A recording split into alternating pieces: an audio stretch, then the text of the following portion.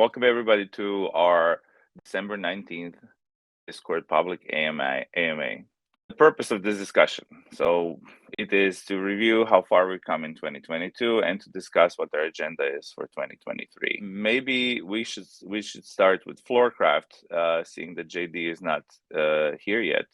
So Andreas, can you give us kind of like a larger overview of Floorcraft development? So this would include the notion of having and creating AR toys instead of games, and then some of the gameplay mechanics.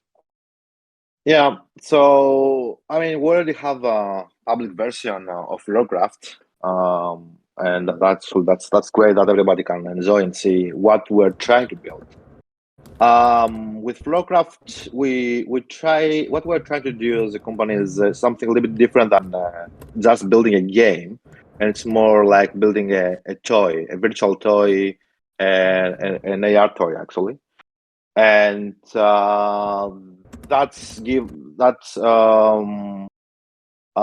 it's a different challenge for us as developers to do that, and as game designers also to do this, because we don't have this typical game design sessions that or ideas that can be applied to typical games, but we have to think about out of the box and think about what's a toy and how we can reinvent the idea of a toy in a digital and AR environment, which is very challenging, but also it's very fun to do this. Toy means that you are playing with this, and the main reward for you take is not only specific challenges or levels that you can win or things that you win, but playing with the toys will be rewarded in itself, if that makes sense. So so far, I think we have an MVP that shows a little bit of that. But the things that we have planned and we want to implement in the next year are going to boost this to another level, which is new mechanics and different game modes that you can inside, that everybody that can join in this AR multiplayer session can start going inside and play with and create their own game. Actually, it's like a sandbox of different mechanics and game modes. And we're not going to have discussed a lot if we're going to somehow force the specific game modes, force players to do something, and always the decision is leaning to not to do that. So to keep it as free as sandboxy can be. So it really feels like you play like as you play inside, like that you get like a plastic toy or whatever, or a wooden thing, and you imagine and use it to create your own games. And that's the idea behind how we're going to approach. I would say in terms of game design, and maybe Jason can agree or disagree with me here, is that the satisfaction is not so much about meeting a particular win condition, which is not usually, but it is what like games have sets of rules. So it's not about this meeting a particular win condition as much as it is to see something flourish, to see something grow or change. And that actually leads us to Incos, which was our we can say our first project within Matterless, and I'm glad we have JD here now, who is the lead on Incos development. Hi, JD. Hello. I had some trouble finding the right event channel, but I'm here now. No worries. We're glad you're here with us. And yeah, this idea of building an experience where you can see something grow and flourish is what we had in mind with Incos. And I would love for you, JD, to give us a kind of like an overview introduction of what Incos are. Yeah, so Incos is it kind of goes to what Andreas was saying as well about moving away from a more traditional game and trying to build something else, right? And so this is Incos is not really about a game or win conditions or anything like that, but it's about creating companionship with something. So many of us have real pets on our own. I mean, I back home I have a dog, and that bond you feel, the companionship, is something we want to try to recreate with Incos, and making you care about something and feel about something, feel emotion towards virtual being, and I think there's a lot of different ways to do that, and we're exploring a lot of those things. And but yeah, at its core, it's an AR companion that will behave how it wants to behave, maybe not necessarily how you want it to behave, but it'll respond to the world around it. It'll respond to your actions. It will respond to its own needs and do things that may be exciting or unexpected, and that's really the feeling that we're trying to convey there. How can you give us a little bit of a breakdown of how we went from having a cougar model, a wildcat, to a dog, a Shiba, and then now to our new experimental Bob the Blob? Yeah, so the cougar was the very first model that we had, at least when I started here, and yeah, it was. I'm not sure how it initially came about, but it was a very low poly, very minimalistic low poly cougar, and it would essentially just walk around. That was about it. We got it from the Unity marketplace. That's where we got it from. It was a pre-made model with like baked-in animations and rigs. Yeah. So it was just an asset we started using to demo. But it was a good place to start, and the cougar will always have a special place in my heart as the very first Incos. So hopefully we'll see it sometime in the future. But it's we moved on. Eventually, we wanted something that was a bit more realistic and that you could identify with a bit more. So we moved to the Shiba, which is people who've been following the development of Incos, from the cougar to the Shiba, and then to what we have coming in the future. We'll definitely notice the fidelity improvement, and that was a big thing, was fidelity. So we wanted to move away from a low poly, very very obviously like low poly cougar, to the Shiba, which had a higher, a better set of animations. It had was much more highly detailed. So we had that, and that worked really well for a while. We were able to do get some very expressive animations, and you could blend the animations together. And there was we did an AMA a while ago where we were showing off that model in particular, and the very first time I saw the animations on the Shiba, and when it played the sad animation, I was like, no, change it to something else. I don't want to, because it was like I was actually getting, like, when I saw it sad, it actually made me slightly sad to like see this dog all bummed out, right?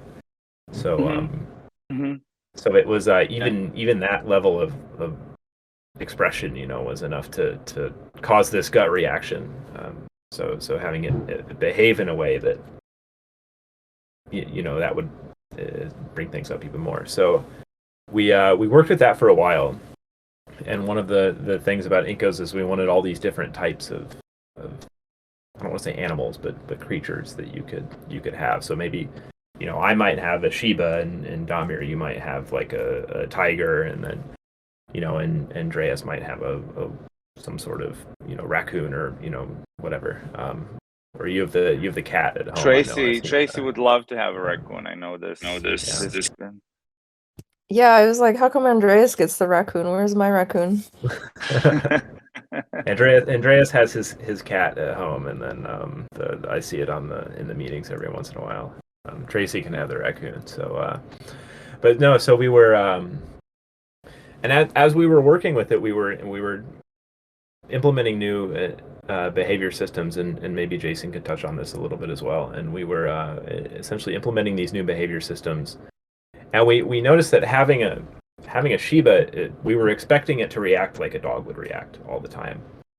And we weren't really in the business of creating a dog. We were in the business of creating a companion that you could identify with, and it was a virtual being, a virtual companion. So we wanted to be able to. There's all these crazy things you could do with it. You could make it fly around, you could make it react all these ways, but by having it a realistic animal, you're expecting it to behave like a dog would behave. And if your virtual Shiba does something that a dog wouldn't do in real life, it can be a bit, I don't want to say disconcerting, but it can throw you off a bit. It goes into the uncanny valley territory. I was about to say would be uncanny. Yeah. And so by moving to a more abstract, moving away from animals to something more abstract, we were able to create similar to what you would see in 3D CG movies, where the characters might be animals, but they're anthropomorphic almost, where they don't react like a normal. They don't look like a normal animal. They have big eyes, and they might walk upright. And so we can signal some emotional cues by creating more distinct ways for them to express themselves. So it goes back to the Disney principles of the 12 principles of animation, and the whole idea that Pixar has about like how to create narrative structures and compelling storylines. Like all of these are things that we have considered quite deeply in creating the new experience of what an Inco could be. So we moved away from the animal concept because we kind of felt it's not there yet. Like, it's something that we can certainly revisit in the future, and I would love to. But if we make if we can manage the expectation of our users by creating a creature that is a little bit less animal-like, we can actually delight them more by creating different types of behaviors which animals do not have, right? Or cannot display. Yeah, I can add. Yes, I would like to add to this. We don't have this limitation that we have, having only a dog or a cat. We can that's help us a lot. Yeah. Thank you, Andreas. Jason. Yeah, so I want to add on to what JD said. Another interesting thing with the Shiba was when we came up with a system to essentially try to give everyone a different looking Shiba, which in and of itself was, I think, worked. But something interesting happened because people already had a Shiba, which was the default one. And if people started with that one Shiba or with the unique Shiba, it would be fine. But when we changed the Shiba and people's Shiba changed, that was kind of weird. Because dogs don't do that, right? When you have a dog and you have a brown Shiba, that you identify it as a brown Shiba, right? That's how you catalog it in your own mind, right? And it's not very normal to think of having a dog and to think of, well, my dog is a dog, but it's a poodle, and then I'm going to transform it into a Labrador. And that's something that also I think breaks with the expectation. I think very specifically with dogs and cats, because you identify a dog and cat so much by its physical characteristics. And one of the things we wanted to do, and we still very much want to do, is play a lot with cosmetics and skins and changing the appearance, right? And with the dog, or probably any realistically depicted animal, there was always, once again, that kind of weird uncanniness, because that's just simply not a thing that that one does.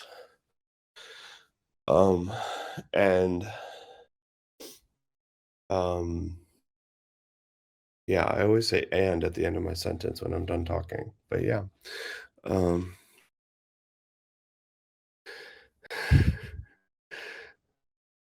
So that's You just can another stop now. That's fine. Okay, thank you, Jason. All right, let's move on to hand trails. Actually, one of our most successful tweets in 2020, which is now, I checked, it's around, guys, it's 200,000 views, the hand trail video, which is nuts. And we have Robin here. So if Robin could just give us a little walkthrough of how we made the hand trails app, that would be amazing. Yep. Can you hear me? Mm-hmm. Right. So it started out by, we have a hand tracking technology from Auki Labs. It started out by technically trying it out and see what we could do with it. And because we wanted to explore how we can use that in our apps, for example, to pet or interact with the Inco. And then I started out in a separate app, and I tried to add different visual effects on the hand. We have several different videos on our Twitter, for example, on that. And different particle effects. I also experimented with like detecting when you like tap the hand onto a table, it would like emit bigger particles, of like a little explosion almost of particles. And then after that, we proceeded to add like lines or like trails after hand when you move it around. So you could like basically draw in the air. And we did a lot of different experiments of that, which kind of went viral as well. We haven't really right now turned it into its own standalone app, but we're playing with the thought. So we'll see Yeah. what next store for that. This is really Yeah. cool. Yeah, we're actually thinking of some really cool hand tracking demos right now. And the idea of creating a shared AR experience can be more than just spawning an object. It also could be interactive movement by the participants themselves, because part of our tech stack is the fact that we can create we can make the hand be recognized as a 3D object with depth in the field of view of the camera. And this camera could be a monocular camera, meaning it doesn't have stereoscopic vision. So with a little bit of machine learning magic, we're able to basically use any baseline device which has a camera to recognize the hand as a 3D object. And then, of course, we can add different effects to that hand. The stack that we are using is called ConjureKit from our mother company, Auki Labs. And the ConjureKit is essentially a tool, an SDK that we developed to create shared AR experiences, which can be quickly and conveniently joined. So I'm not going to go into the technical details, but basically, we have created a technical solution that allows us to create an ad hoc peer-to-peer session in AR without needing to pre-scan the environment. And part of that technological stack is also Hagall. Hagall is this decentralized messaging pass-through service, which allows us to create lower latency for local sessions in AR. But yeah, maybe if you guys are interested in that, we can do a specific session. But I would love to move on because we have a lot of ground to cover. Especially something I'm very excited about is the fact that we've moved from the hard milestones to a when it's done mindset for Incos. And this means essentially we are really polishing features and thinking about which features are the most important for us to launch. And here, maybe Jason, you can give us 2 bullet points on some of the features that we want to see most in Incos and how we approach the polishing them and getting them done.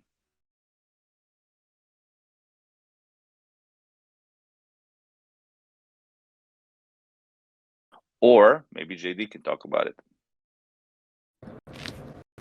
Yeah, sure. So yeah, there's not a ton to add to that. I suppose it goes away from a milestone, which is like a hard milestone basis, which is very deadline focused. You know, we're going to take two weeks to get this thing done. instead of that, it's essentially just a list of things that we want done in the app. So it's make this feature better, or improve the UI, or add this thing, and essentially adding all of the tasks to that large milestone that we need to complete, and then essentially working on those until they're done. So it comes with its own set of milestone based development, which is what we were doing before. You get things done by a certain time, but the quality level can be variable on that, right? Because it's how if I have 2 weeks to do a feature, I'm gonna write the feature as well as I can within those 2 weeks. But other things might suffer, like polish might suffer, iteration time can suffer, and by switching to essentially a pure feature milestone based instead of deadline milestone, sprint milestones versus feature milestones, right? So sprint milestones is what we were doing before, feature milestones is what we're doing now. And moving to that, it comes with its own set of challenges as well, which is essentially getting into the infinite polish and optimization, because if you don't have a deadline for when something should get done, a lot of times you'll just keep working on it and making it better and work better. work can exponentially increase to fill out the gap, right? And if you don't have a checkpoint, it can be quite a hassle. Yeah, and I think we're doing pretty well with it right now. I think initially we swung from one end of the pendulum to the other, and now we're equalizing things now to a good balance, which is nice. It's I personally, as an engineer, prefer this method of development. It just requires a bit more team discipline and self-discipline as well as developers. But I think you get better results with it. Okay, thank you, JD. What about on the Floorcraft side? Andreas, can you tell us a little bit more about the plans Floorcraft has in 2023, some of the game features that we have been designing, implementing, testing in the background? Yeah, as I said, we are in a very good position right now that we spend a lot of time doing some stuff that is not will not be obvious to the players because it's underlying quality of code, and create our system that now we can start experimenting, be more scalable and add more features. And now the things that we want to add from the perspective of the gameplay, it's to start adding different power-ups to the car, to the vehicles. And so the idea is that when you're going to select the vehicle, you can select one of the power-ups, and doing that, the other player is going to select another one, and you don't know which player has to choose what. And then this is the funny part of the game. So you can start playing, and then based on that, you can plan your strategy or see how it's going to go during the gameplay. And as I said, another thing is a major other thing is to start adding gameplay modes, which are not like different gameplay modes. It's gameplay modes inside the same session. So everybody can start, for example, doing like King of the Hill kind of gameplay mode, which is someone is putting a target, and then you have to go there inside a specific range, and then you are going to win some points. Or different other game modes that any player can instantiate at any point.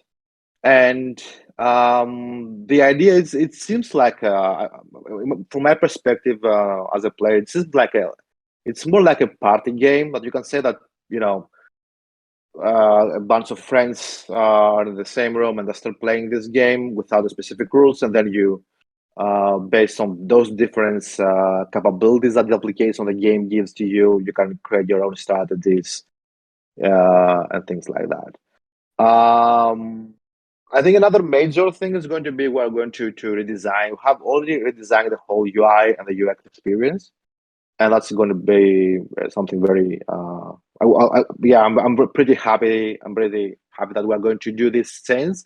So the next version, not the next one is going to be a minor version, but the 0.2 version is going to be a major update,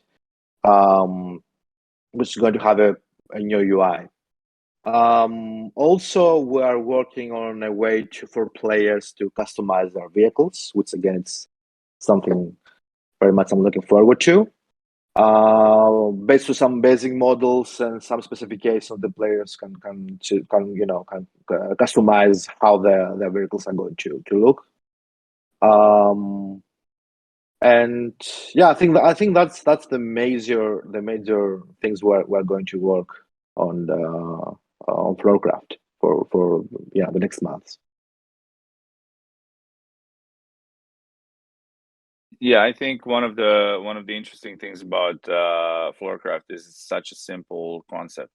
It's just smashing and racing cars, little hover cars that can be placed on any flat surface in AR, and it's such a fun concept to play around with, like to add different game modes to, but also the fact that you have to start the session and then leave a session in AR. Rescan the phone of another person is why we kind of opted into creating an infinite game with the game modes that you can enter through playing the game itself, as opposed to like going out into a menu and like choosing a certain system. I think this is actually a stroke of genius, and this is also something that Jason implemented or wanted to implement, and now we're working on that. So yeah, like the game modes themselves are just something that happens in the game, and if you're good in the game, you can actually be the person who calls the shots and make sure that you can play the game modes that you like, and then other people need to compete with you to be able to do the same. So that's going to be a fun thing to do. Yeah, and I'm pretty sure that when this is going to be out, players are going to find their own game mechanics actually inside this. This is something that is going to be we're going to see people use this game in a way that we haven't even figured out. We haven't even thought about it. That will be the success of what we're doing. It's to to build the blocks for others to experiment and do the fans, and it'd be fun.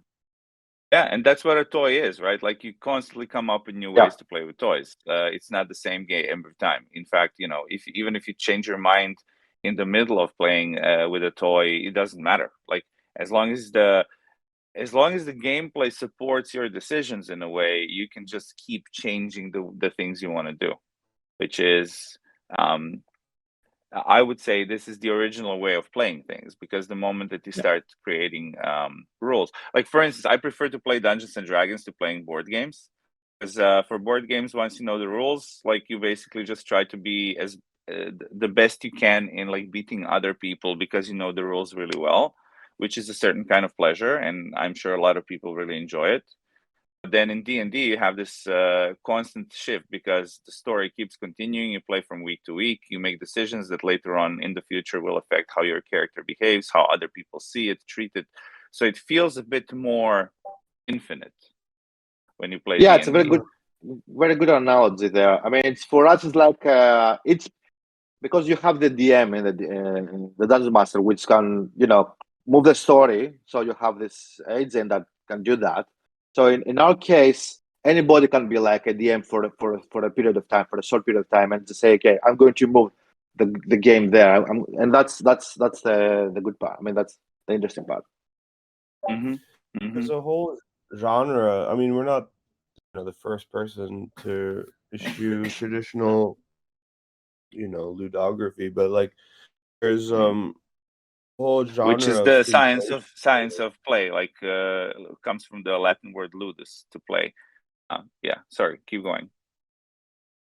So there's a whole genre of simulation games already, just for example, The Sims and like City Skylines and Dwarf Fortress. There's a million builder games as well that don't have really goals or anything, right? And it's up to you to kind of figure out what you want to do with it. So it's not Yeah, the thing that we're bringing to it is really just bringing that into AR. But yeah, there's whole genres of games that are essentially like that, which are toys first. They don't really have like goals, and they don't really have, you can't really win or lose them. You just kind of play it just because it's fun to play with, and some people like it for the aesthetic reason. Some people like it because it's a system to solve, and so on. You know. What's your favorite? Do you have a favorite game of this type? For me, I've been playing a lot of City Skylines lately. Um, it's a game I'm very bad at, specifically because I tend to do very busy. Challenge for me is making something that's beautiful instead of just like makes a lot of money. Um, that's constantly why I keep going back, is trying to make my cities less efficient and more, you know, more picturesque. Right, right. JD, what about you? Do you have a favorite game of this type that you've been playing? New I would or say old? I would say most of the games I play are simulation games. So most of the games I play have no real win conditions. But the one I've been playing, Dwarf Fortress just came out on Steam, so I've been playing a ton of that Ooh, lately. nice. Okay. I tried it back in the old days when it was all ASCII graphics and keyboard commands, but I just couldn't get into it. So I played RimWorld for a while, which is Dwarf Fortress Lite. Mhm. You know, about 1% of the complexity. But, no, just jump back into the Dwarf Fortress. It's the Steam version's a lot of fun. Yeah, it's a really cool game, and yeah, like for me, I am a completionist. Like I enjoy being like making going through a game and doing 100%, right? Like I want to find every item. I want to explore the entire world, which then causes a lot of frustration for me because this is probably the worst type of gameplay if you don't have a lot of Yeah. time. And especially if it's a type of game where you can like track your progress in like percentages, terrible. Andreas, what about you? What's your favorite game or a simulation Yeah, game? I mean, yeah, for this kind of games, there is an indie game called. It's not even a game actually. It's just building towns. It's a Townscaper. It's from a Swedish technical artist, which I know Oof, personally. I love Townscaper. Yeah, it's a Yeah. fantastic game. So, and it's just you just building. I mean, this guy has done some very clever things with how to procedurally generate things, especially buildings and small islands, and then you can use this as a toy. You just play around and build very nice looking cities. That's When are we gonna do that in AR? Just put your finger on the table and be like, and yeah. just put stuff out there. That's, by the way, that's the sound it makes when you like plop a thing. Just um Robin, what We about can you? definitely build something similar. Yeah, we should. Robin, what about Yeah. you?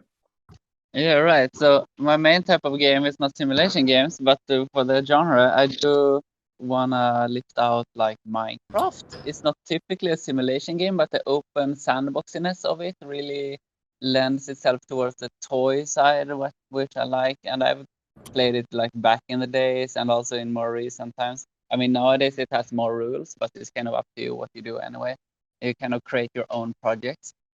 And probably also want to add like Sea of Thieves, really just roaming the seas as a pirate, not really doing that much, but like with friends, you play instruments on the boat, explore islands kind of freely. There are rules in it, but you kind of just build your own journey. It's pretty nice.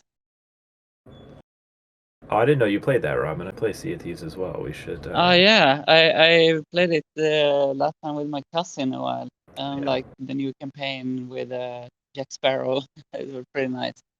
I run the more Reaper everything. flag or nothing, so it's all about fighting. Right. Yeah, that's the part I didn't enjoy that much, but I guess that's a big part of it because it adds the risks kind of as well, Yeah. and it keeps you on your toes all the time. But mainly I It's play Diablo and Path of Exile. yeah, okay. which Good are luck with that. different. And mainly I don't play it so much anymore. So it's a baby, so busy times. Making games allows little time to play games, which is this cruel irony of being in game development, where you play games just to taste them, like for 30 minutes to an hour to see how the mechanics work, and in general just like nerd out a little bit about like what's cool about this new setup. At least for me, I've been playing God of War, the new one, and I think I'm like 4 hours in after a month and a half. So like maybe I finish it until the next one comes out. Yeah. Let's talk a little bit about, we have a couple of questions, literally a couple, and they're both from Tracy. So thank you, Tracy. Shout out to our hardcore fan. Since Floorcraft Arena is already in the App Store, what is the marketing plan for it? Well, currently, because we are still, we can say it's soft launched. One of the main reasons why we wanted to have the app in the App Store is to show the viability of building an AR shared experience. And one of the reasons why we wanted to do that is because we wanted to show our investors and backers, people who believed in us, how easy and seamless it can be to create a shared experience in AR on iOS by simply scanning a QR code and then in under a second starting a game.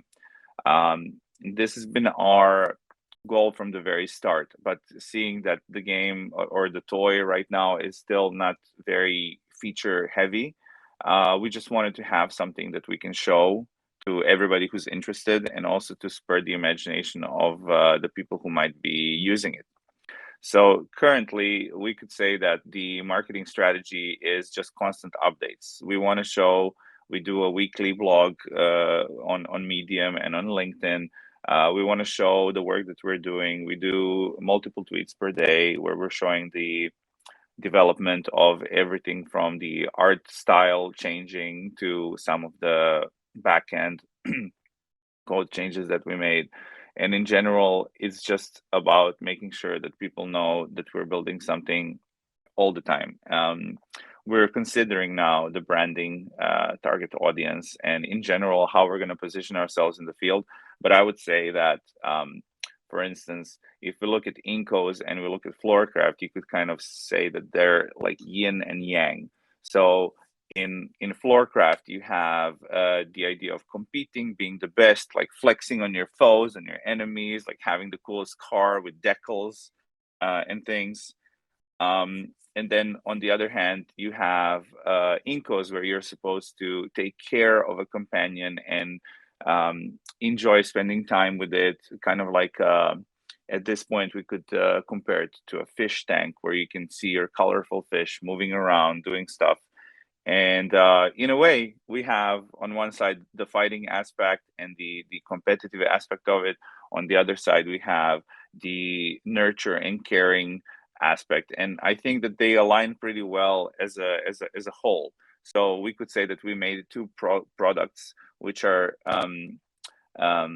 concentrating on different aspects of creating a shared experience.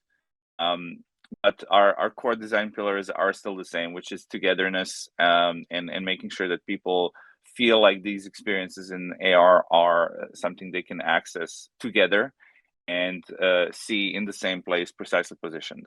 So I would say that right now we don't have a marketing plan for it in terms of KPIs for how we're gonna build up what Incos and Floorcraft is, because we still are exploring it. But the moment that we have that, we will let you know, and you will see. Like, we have something in the works for 2023 in terms of marketing that we haven't really shared with anyone, and we won't until it's time to actually power it up. Does that answer your question, Tracy? Somewhat. Yep, sounds good. All right, cool. And then another question that Tracy had is, when Matterless swag? I've seen some cool Aoki stuff already. Well, we have a web shop that we opened up internally, and I personally have ordered a bazillion shirts of multiple sizes for Matterless. Currently, we have a black and white shirt with a logo in the middle of the shirt. We're also looking at creating some other very interesting swag, which might even be physical objects that will trigger when you need to do something with your Inco. But like, I'm not going to talk about it yet, but it's basically a way for you to be physically present and use a real object to then enter the app and see what the Inco is doing. Something very, very excited about. And yeah, seeing that you're here, Tracy, I am sure we can get you a shirt if you would like. Just tell me the size that you want. Sure, awesome. Small. I'll send you a DM. Yeah, please do. Awesome. And Yeah, I see I just want to say Skoda. I think that's a very good question. When are we going to get some Matterless swag, Damir? This is from my old company logo. You can't.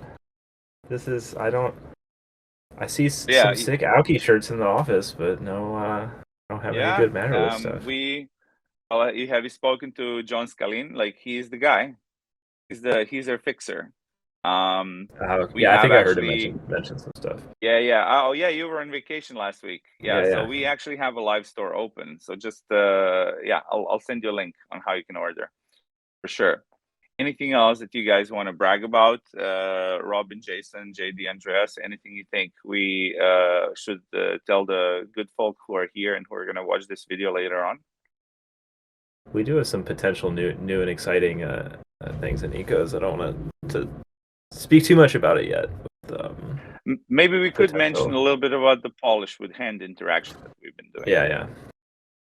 But so that's one of the things we've been working on is the hand interaction and polishing that feature up to make it make it feel much more interactive when you're actually petting the Inco. Besides just an animation, adding some sound effects and some visual effects and things like that. And then some of the creative work I've been doing as well. Just recently implemented some cool using the hand reconstruction, but implemented some gesture detection, so you can detect whether your hand is open and closed, and so potentially using hand gestures to interact with the Inco as well. So not just right now, it's a lot of buttons on the screen, which is sad because the Inco is in the space, right? But you're still interacting on the screen. So potentially, a lot of cool things down the road in terms of using potentially the hand reconstruction to do some cool interactions. All right, cool. Thank you, JD. Sorry, Andres, what's the thing you're most excited about in Floorcraft? I don't know all of it, but mostly I was very impressed with again with the new look we're going to have in the vehicles and what Marco with the new technical artist in the team, the work that he's doing. Marco's doing amazing work. Yeah, shout out to Marco. Absolutely. Yeah, and I was really impressed, and I think if we agree all to go with this kind of style, and it will be one of the kind. I mean, it's going to be very, very impressive to have this in a toy, because it will really feels like a toy if we do that. So yeah, that's how I'm pretty excited. From Friday, seeing the results there. Awesome, yeah, and we're the year's coming to a close. Everybody's gonna take a little bit of a break now. I am very excited about the fact that I can just now work with no interruptions when everybody else is on vacation. So I have that to look forward to. It's been great having you guys here. Always fun to and important for us to tell our community about what we're doing. And for anybody watching this, you will have the link description for our link tree where you can follow all of our socials here. Come drop by Discord, come hang out with us, ask us questions. We're always very happy to answer and also implement some of your ideas into our design if that's something that we can accommodate with the with what with what currently is our design philosophy for both Incos and Floorcraft, and also some things coming out in the future. And yeah, Tracy, you're gonna get the shirt right away after this. Thank you, Awesome, everybody. thank you. Thanks for being. Yeah. Happy holidays, everyone. All right. Yeah. Have a great day. Bye. Thank you. Holiday.